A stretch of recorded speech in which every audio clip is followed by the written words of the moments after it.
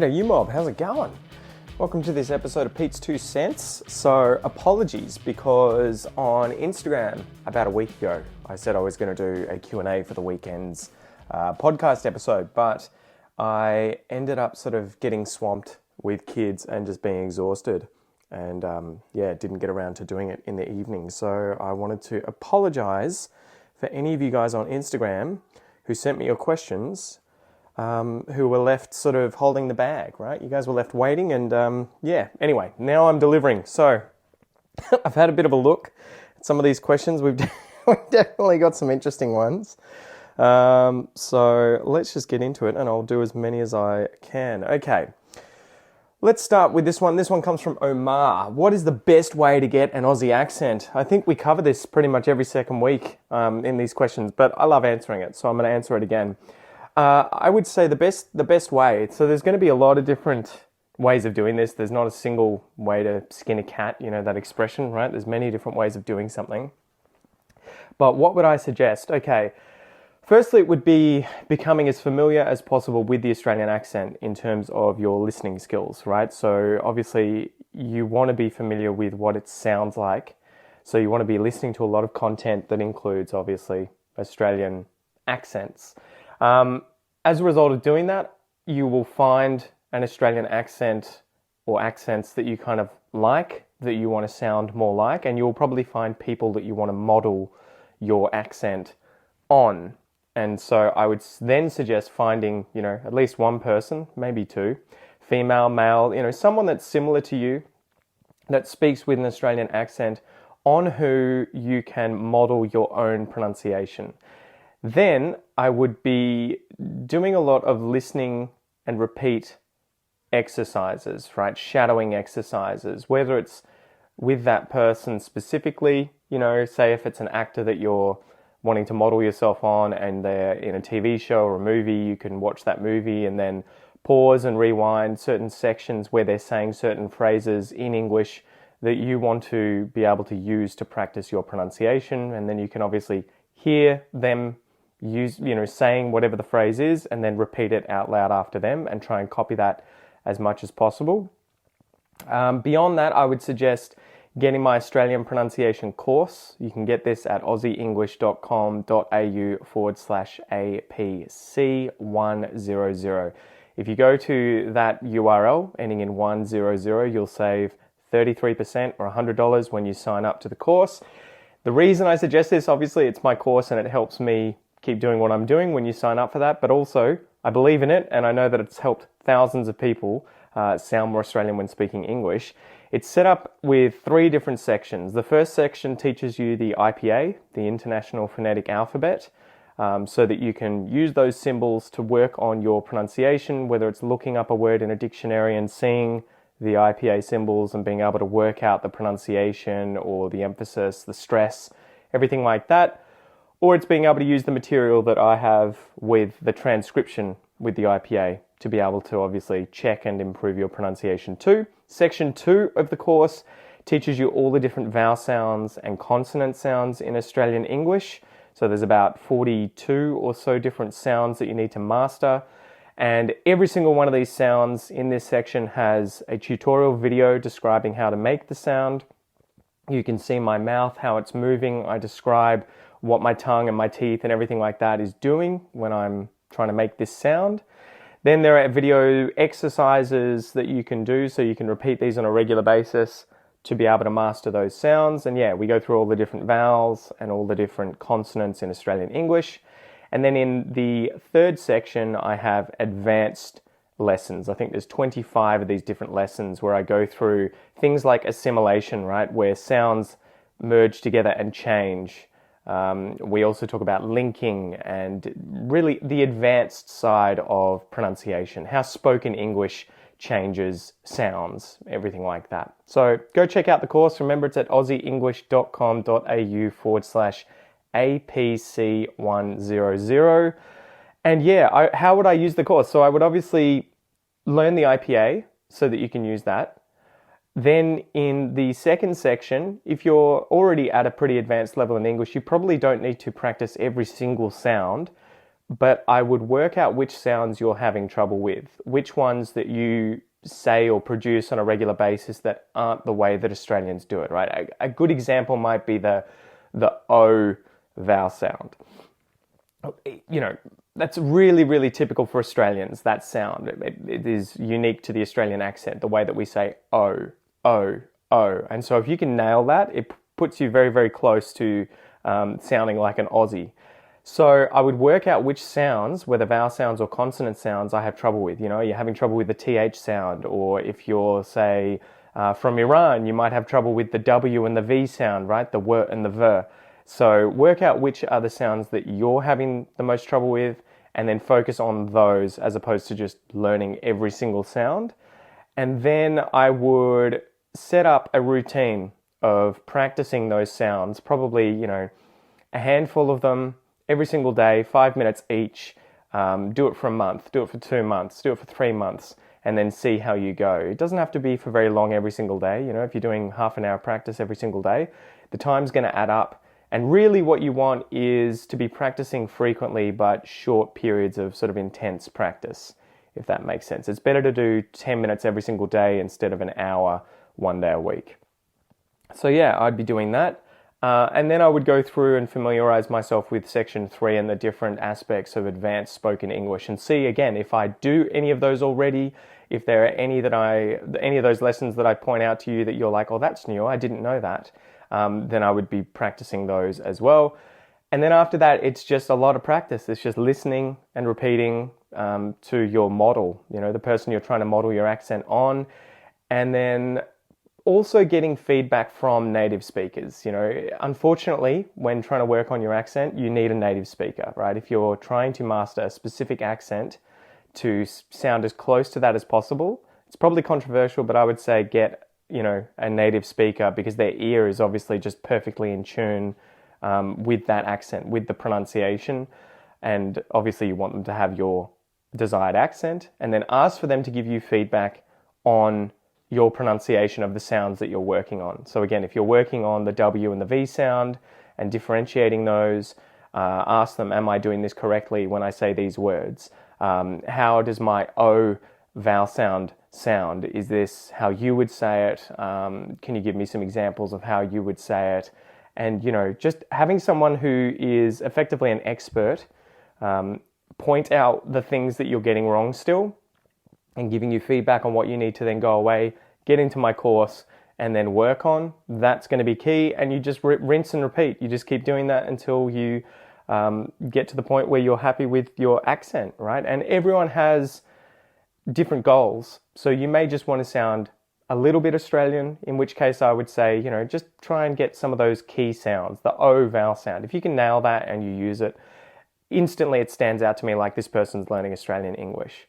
But then there are other people who want to sound, you know, as Australian as possible, and they may want to work on this for a lot longer. So yeah, you just have to work out what your goals are, and then just do a lot of this practice over months, probably years, until you are at the destination that you're sort of, you know, wanting to get to. But it's just a process, right? You just have to keep at it. So good luck, Omar. I hope that helps, mate. Okay. All right, let's see what Mazzo has to say here. Mazzo asks, usually Australian English prefers the UK terms to the US ones. Are there exemptions where you use US words? Okay, so I think what he's saying is, like, he's noticed with Australian English, quite often we use a lot of expressions that are used in British English. This is obviously because we are effectively a direct descendant of British English, right? So Australia was colonized by the British, so our English has evolved from British English, or different dialects of British English, in fact. And so, yeah, it's obvious that we use a lot of British English expressions because they were the expressions that came over here in the language itself. A key example of this would be like a lot of the rhyming slang that we use. It comes from rhyming slang that a certain dialect, I think, is it Cockney English, may use in Great Britain. It's not everyone, but there's a certain area, a certain sort of dialect of English in Britain that uses a lot of rhyming slang, and we've gotten a lot of it from them, although we've obviously added to it. But yeah, I would say we use loads of American expressions. A good example would be the baseball expressions, right? So baseball isn't a huge game in Australia. I believe it was invented in the US and it's a big thing over there. But, to cover your bases, that's a good example of a baseball slang. I'm trying to come out of left field. I think that's another one. To hit it out of the park. There's loads of these expressions that are related to baseball, and we definitely use them in Australian English because we're just so exposed to American English, and they're just, that like any expression in any language, they catch on because they communicate a certain idea in a very efficient and quick manner, if that makes sense. And so, there are loads of those sorts of things. To poke the bear, that's probably an American one where that's like to upset someone when you shouldn't because they're gonna, destroy you, right? The idea of you walking up to a bear with a stick and giving them a poke, it's kind of like it's not going to end well for you, right? So poke the bear. It's sort of like get yourself in trouble with into a fight that you can't win. But yes, we use loads of them.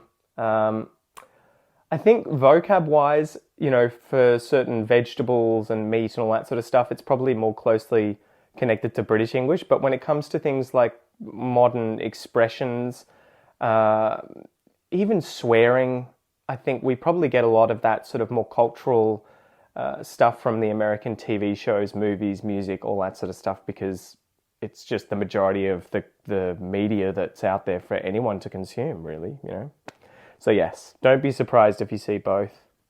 And it's funny, there are certain words that Americans are picking up from Australians. I didn't realize initially, but the word selfie, right, to take a photo of yourself, that was originally Australian. We do a lot of that, adding those suffixes onto words, like taking the first syllable, self, and putting E on the end to make it a slang term, self-E. That's a very Australian thing to do. And Americans took that and ran with it. And it was funny because I always heard Americans using it. I assumed it was an American slang term, but apparently it comes from Australia. Okay, this one comes from Chinap19. What does bugger mean? He is such a bugger. There was bugger all going on. Okay, so bugger has a lot of different meanings. So the original meaning, I would imagine, has to do with anal sex, right? So sodomy. So if you get buggered, if you bugger someone, it's to have anal sex or to be, I'm sure you get the idea. So that is the original meaning of bugger. But it's funny because Australians, at least, don't think of that meaning when we use the word. I think by and large, we use the word bugger to mean so many other different things that the average Aussie would rarely ever use it to mean anal sex. So don't worry about using bugger and thinking, oh my God, I'm talking about sodomy or anal sex and I'm going to freak someone out. Most people aren't going to think about it unless you use it in a very obvious way, like he buggered someone, that's where it's going to be like, okay, yeah, we know what you're talking about. So we use it in many other ways, bugger. It can be used as a noun, a little bugger. You might use this for a kid. Who's this little bugger?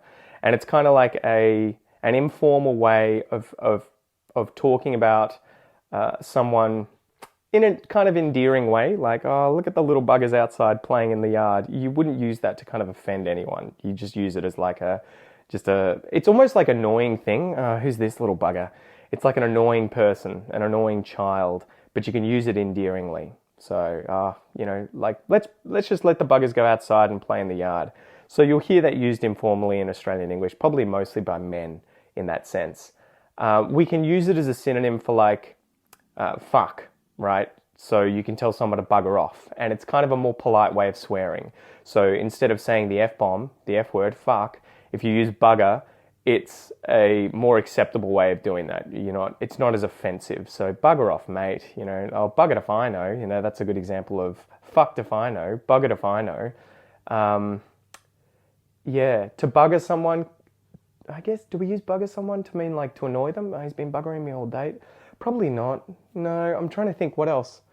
So you said he's such a bugger. So I guess that would be if you called someone a bugger, that would be like an annoying person. Oh, he's such a bugger, that guy. I wouldn't use that as much that way. There was bugger all going on. That again is being used as a synonym for fuck. So we can pretty much insert it for wherever we use the word fuck. Fuck all going on, meaning nothing. Bugger all. Bugger all going on. Nothing is happening. Fuck all is happening. Bugger all is happening. What else? There's a lot of these way bugger definer. Yeah, I use that one. I think that's sort of it. But yeah, we can use it to kind of be endearing towards kids. You know, who's this little bugger? You might use it for dogs as well or pets. You know, oh God, check out my little bugger inside here being annoying. My cat, he's been annoying me all day. The little bugger. We can use it as an adjective. He is a bugger. No, a bugger, that would be a noun. Yeah, sorry. It's early in the morning, guys. Give me a break.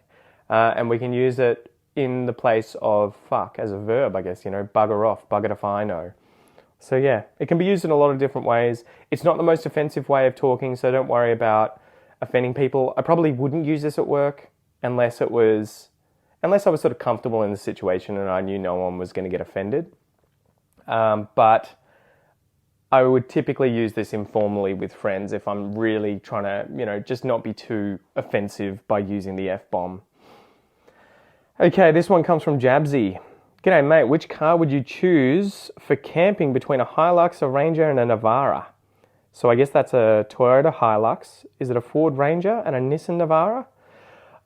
To be honest, they all sound really good, man. I think they're all pretty reliable cars. Anything that's Japanese made car-wise tends to be very, very reliable. So Toyota Hilux and Nissan Navara is, you know, probably going to be fine. And a Ford Ranger should be fine as well. To be honest, I wouldn't worry too much about brand like that. If you find something Japanese, like, you know, if you can look online, go to, I think it's carsales.com.au. What I would be looking for is a deal. So looking for something that is relatively new, low in kilometers, and for an affordable price, you know, that's what I would be aiming for. So if you can find a really good deal on any of those cars, I'd probably go after that, the good deal, right? As opposed to say, oh man, you need to find a Toyota Hilux or you need a Ford Ranger. That's the only one, you know, that you can use. It's got to be that. So yeah, keep an eye out for a good deal. But pretty much anything Japanese, anything Korean, I'd probably stay away from American-made stuff. It's one of those ironic things where American and European stuff in Australia just costs a shitload to repair. So if you have any issues, it tends to cost a lot to fix. So yeah, I would probably avoid those brands. Okay, next one. This one comes from MIDI1193. So MIDI asks, how does kangaroo meat taste? So in Australia, you guys may or may not be aware you can buy kangaroo meat from supermarkets to eat. And it's actually pretty nice. I like it. It's kind of gamey, if that makes sense. There's a little more flavor in it. So if you buy beef, you know, it's pretty vanilla. It's pretty plain in terms of the flavor of the meat itself. And so you'll quite often season it and add all this other stuff to it to kind of give it a bit of flavor. Kangaroo meat has a lot more flavor to it. I would just say try it. To be honest, it's not really that strange. It's just kind of like really flavorsome beef, I would say. So yeah, give it a go. It's better for the environment. These animals unfortunately have to be culled. So they're either farmed or culled. Culled meaning killed because there's too many of them. And if they are allowed to stay in really high numbers in certain areas, they end up starving to death because there's no food left. So they have to get culled every now and then. And I think that's where a lot of the meat in the supermarkets comes from. But yeah, kangaroo meat, it's a good Aussie staple that you should be giving a whirl. You should try. John Nguyen asks, when am I going to come back to YouTube? I want to, I just have to find the time, mate. It's a lot of effort. I need to set up my studio so that I can just sit down and record videos more easily. A big problem was just lack of time with having kids, you know, and being sort of the stay-at-home parent. And so it's just been juggling the time to be able to sit down and do the videos and editing and everything. And the other thing was, like, it just feels like everything's kind of been done. So I sort of lost motivation to some extent because I'm kind of like, I feel like there are better people out there who've covered a lot of these topics in a better way. And, you know, I don't know, maybe I'd need to just suck it up and stop being negative and get back on the horse. But I'll try and do it soon. But I appreciate you asking, John. Thank you. This one comes from It's Ali. Where do you live in Australia? So I live in a town called Curlewis, which is outside of Geelong, about an hour southwest of Melbourne in the state of Victoria. And yeah, it's kind of pretty peaceful, just suburbia. I live pretty close to the ocean. You know, it's about a 10 or a 15-minute drive to get to the ocean, about a 2-minute drive to get to the inside of Port Phillip Bay. I think I'm one of those people who, because I've grown up near the beach, I don't think I could ever live too far away from the ocean. I remember living in Canberra a few years ago with Kel when we first got together, my wife. And it wasn't like it was as awful, but it was just a bit sort of strange living 2.5 hours away from the ocean. I've just always been so close that it's just been easy to just go to the ocean and chill out, even if you're not necessarily going for a swim or a surf, just to be around it, to hear it, to watch it, to see the animals and everything like that. It's just something that I'm very connected to. Yeah, I wonder if you guys are the same. If you've grown up near the ocean, do you feel that too? Okay. Alogudzep asks or says, I watched Glitch. I watched Glitch. Any other good shows? Is that what you mean? From Honduras, by the way, do you recommend a good city to visit in Australia? If you're coming to Australia city-wise, you know, you'll probably be able to have fun in any of them, really. But I'd probably suggest not Sydney, and probably maybe not even Melbourne. Maybe go to, you know, Brisbane or Adelaide or even Hobart in Tasmania, somewhere a little smaller, a little more affordable, where it's just a little less full on. But again, it just depends on you and your personality, right? If you like really big cities and paying, you know, $7 for a coffee, you'll probably enjoy Melbourne and Sydney. So yeah, TV show wise, Glitch. Yeah, I've heard Glitch is good. I've seen an episode or two, but I haven't watched loads of it.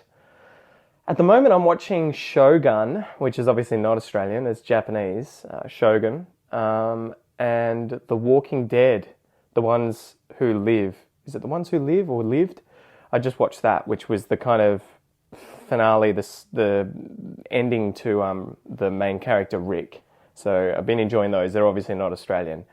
But Australian TV show-wise, there's been a few that I've sort of suggested recently. Let me just see if I can sort of pick my own brains, rack my mind. Aussie TV shows. I'll see if there's anything new that's come out, because I think there have been a few that have come up that I've kind of been like, well, that's interesting. And I don't want to just, you know, spout out the same old ones that I always suggest. So let's see what's out this year. Boy Swallows Universe. That's been one that I've been interested in seeing. Boy Swallows Universe. That's meant to be really good. It's got the actor from Vikings. What's his name again? The guy who plays Ragnar. Ragnar Lothbrok. His name is Travis Fimmel. He's in it. Simon Baker's in it. There's a lot of Aussie actors that you'd recognise in it. Brian Brown is another guy that's in it. So Boy Swallows Universe is one. Muster Dogs is meant to be really good. You might enjoy that. That's about like puppies being adopted by farmers and then raised in different parts of Australia and kind of telling that story. So you might enjoy that. What else? Australian-wise, The Tourist. I'm going to watch that one. The Tourist is a new one that's a recent show. I think The Tourist is like a guy gets into an accident in the outback and ends up with amnesia. And he has to kind of like work out who he is, where he's from and all that. And obviously, you know, it's a really interesting backstory. So that would be really good, The Tourist. I think there's one, isn't there one that's just come out called Town of 11 or Population 11 or something like that? I'll see if I can find it. Is it Population 11? Yeah, Population 11 is also a TV show that's meant to be really good. It's a comedy. A man goes missing in a small outback village with just 12 people living there, and his estranged son travels from the United States in an attempt to find him. So yeah, that might be one as well that's worth sussing out. Population 11. I've just lost my question. So hopefully those are a bunch to get you started. All right. I know they sound different, but would you agree that culled and cold have similar pronunciation when said quickly? Okay, this one comes from Dysfunctional Dildo. Okay. Cold and cold. It's one of those things where I can see how you guys hear those two words, and if they're said quickly, you would potentially confuse them. But for native speakers, and it'll be the same for you guys in your native languages, when you hear those sounds, they're very distinct. So they stand out. So, if someone said, I went and culled the kangaroos. I went and culled the kangaroos. I went and culled the cold kangaroos. Yeah, you can hear it. It's as a native speaker, you can hear it instantly, even if it's said quickly. Culled, cold. The vowel sounds are ah and oh. Right? Cold, cold, ah, oh, ah, oh. So if that's the sort of part of Australian English you're having trouble with, I would say, I'll have to go and check, but I believe my Australian pronunciation course will cover those minimal pairs, the ah and the oh vowel sounds, and have exercises in there for you to do to be able to master hearing and saying those two sounds. Okay. This one comes from Ashwin, by the way. Why do they say serviette for napkin in Australia? Serviette's French, obviously, because it ends in et. I would say it's probably from British English because they got a lot of these French words for things. Napkin, I believe, is American. So that'll be a big part of why. So they'll say napkin and, we say serviette. But again, we hear both these words so often that it's really not going to matter. It's kind of like hearing till and register, right? If you pay for something at Woolworths, you go to the till, but it's also a register. I think register would be the American version, till would be the Aussie or British version, and we're just so used to hearing both that we'll use both. Okay, let's keep going.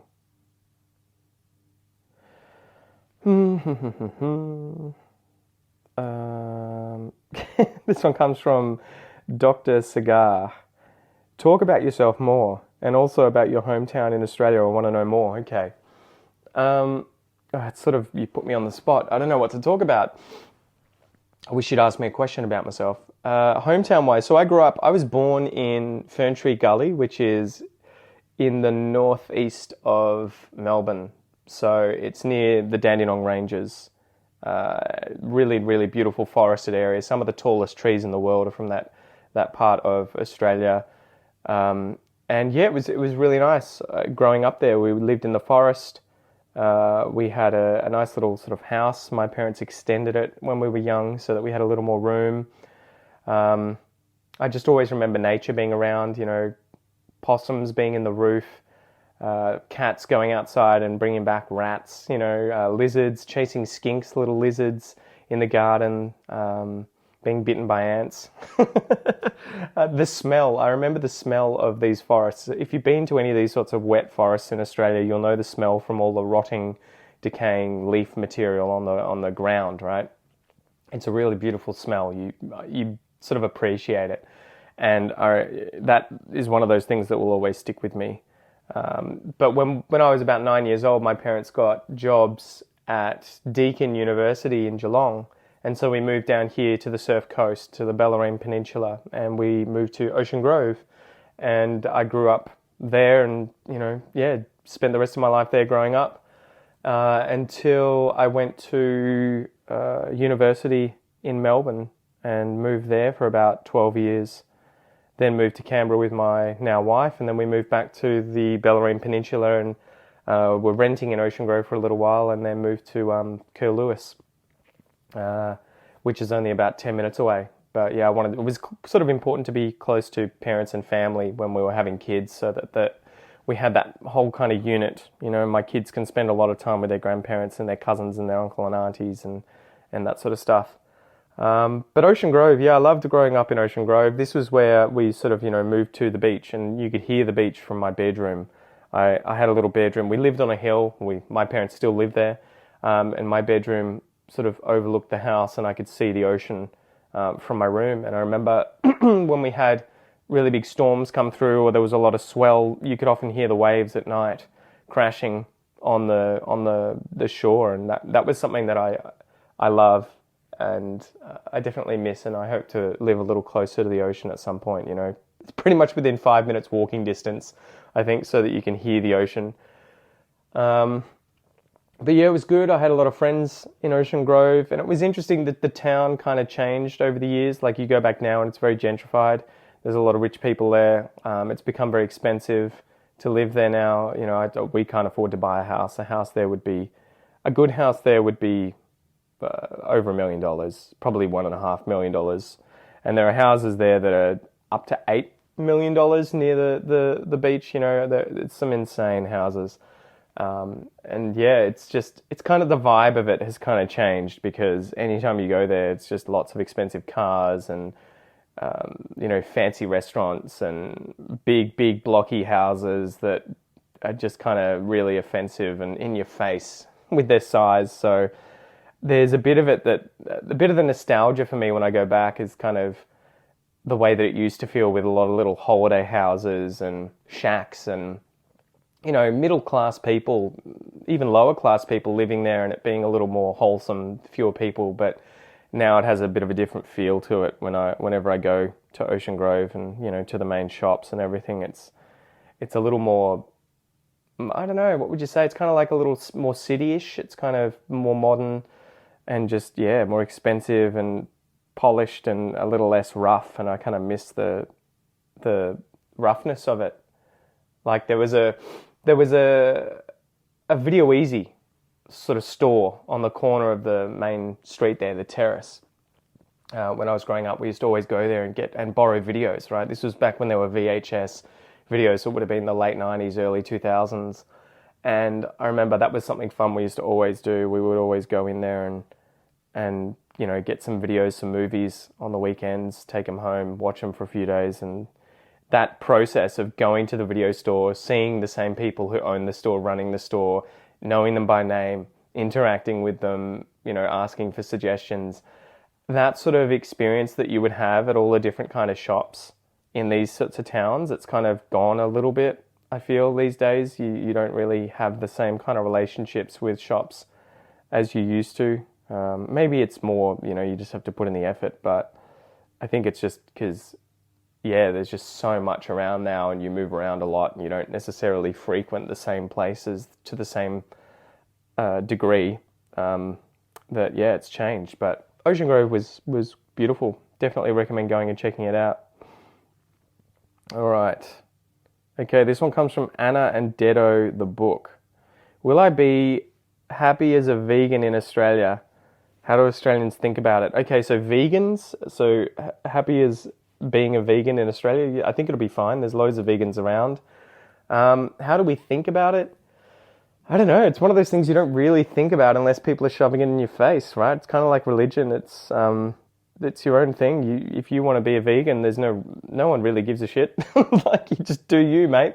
You can be a vegan in Australia and no one's going to give you any trouble. I think the main issue, the same with like religion, is and politics, all these sorts of things. If you're the kind of vegan that's going to be shoving it down people's throats and lecturing people about eating meat and, you're a horrible human being and all that sort of stuff, then, you're probably going to find it hard to get and maintain friendships.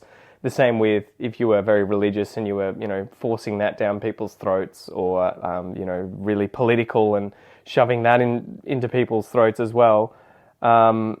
So I would just suggest, if you're going to be a vegan in Australia, you're not going to have any issues at all as long as you're not, a really nasty person about it with people who aren't vegans. So I think you'd be fine. There's loads of shops with vegan options now, more than ever. Especially if you're in places like the cities, Melbourne, Geelong, Sydney, all those sorts of places, there's going to be loads of options for you. So I think it'll be just fine. Okay, let's keep going. I might do one more. I'm sort of starting to lose my voice. Oh, okay, so I've got someone here asking Giant Hogweed, what's with the unrest in Alice? So he means the unrest in Alice Springs. I've never been to Alice Springs and I'm not Indigenous, so take what I have to say with a grain of salt. But that said, I was chatting to a friend who worked as a primary school teacher in Alice Springs recently with Indigenous kids and asking her effectively what you just asked me, what's with the unrest. And so for those of you who don't know, there were recently kind of like riots that erupted in Alice Springs, and from what I heard on the news, there'd been a funeral, a death of a kid, and two rival families had gone to the funeral, and it ended up in 200 people or something sort of rioting through the streets of Alice Springs, and fighting one another, as well as just trashing the joint. And so I was asking her about it, and she was just like, there's just so little in terms of opportunities for the children that are growing up these days. A lot of the parents, the Indigenous people, the older generations are kind of, not as, how would you say, like misbehaved. They don't have these same sort of issues the way that the youth do today. And again, this is what she was telling me. I don't have first-hand experience with this. But she was saying that the youth just effectively don't have, opportunities. They don't have anything to do. They don't have anything to look forward to in their life. They don't have a lot of job opportunities, and they're disenfranchised, and they're stuck between, Australian society and Indigenous culture, and there's a lot of conflict there. And so, yeah, I think a big part of it is that they just don't have anything to work towards, right? There aren't a lot of job opportunities there. There aren't a lot of positions of responsibility for kids to be aiming for, especially if you're someone who's Indigenous and you're connected to the land and the country and the culture, and you want to stay in Alice Springs. And so I think this is probably something that's happening across Australia with Indigenous issues, where a big part of what we need to work out is how to enfranchise, Indigenous people, and give them their own course in life, things that they can work towards, job opportunities, all those sorts of things, so that they can feel comfortable and happy and proud about who they are, where they are, what they're doing, all that sort of stuff. I think it's not really just an Indigenous issue, but anytime people feel like they don't have opportunities in life, and that they've been ground down by the government, that they're going to erupt up into misbehavior like this, or riots and all that sort of stuff. It happens all around the world, and I think it's just one of those things that in Australia, our governments have been for a long time just throwing money at the quote unquote Indigenous problem, and I think they just have to learn that money isn't necessarily the problem. There's a lot more to it.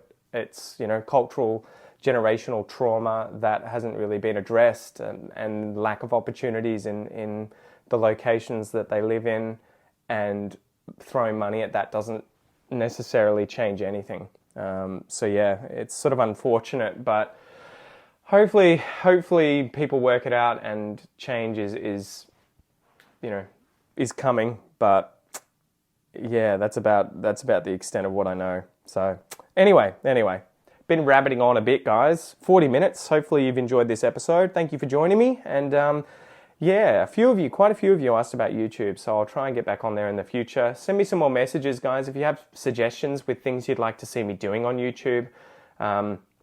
Definitely shoot me a message and just tell me, just say, Pete, get off your ass, get back on YouTube. I want to see a video on this, and I'll see what I can do. But yeah, thanks for joining me. I am your host, Pete. This is Aussie English, and I'll chat to you next time. Tooroo.